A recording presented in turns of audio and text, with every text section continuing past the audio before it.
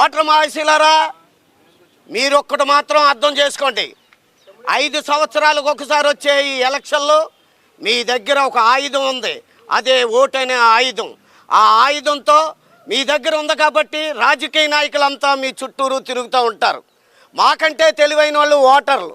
ఒక్కసారి ఆలోచించండి ఓటర్ మహాశీలారా, ఈ ఆయుధంతో మీరు ఒక మంచి వ్యక్తిని గెలిపించుకునే అవకాశం మీ చేతికి వచ్చింది.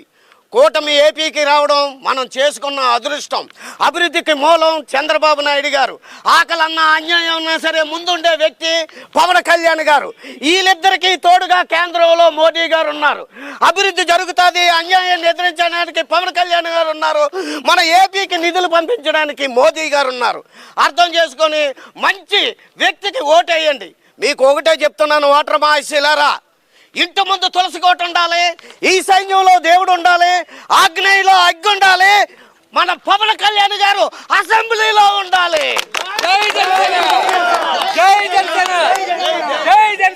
ఓటర్ మహాశీలారా, చర్చిలో యేసుప్రభు ఉండాలి, మసీదులో అల్లా ఉండాలి, తిరుపతిలో వెంకన్న బాబు ఉండాలి, మన అసెంబ్లీలో పవన్ కళ్యాణ్ గారు ఉండాలి.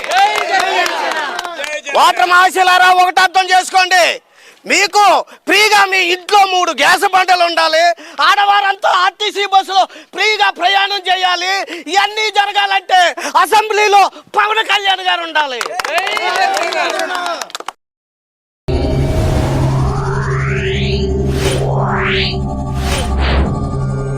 Yeah.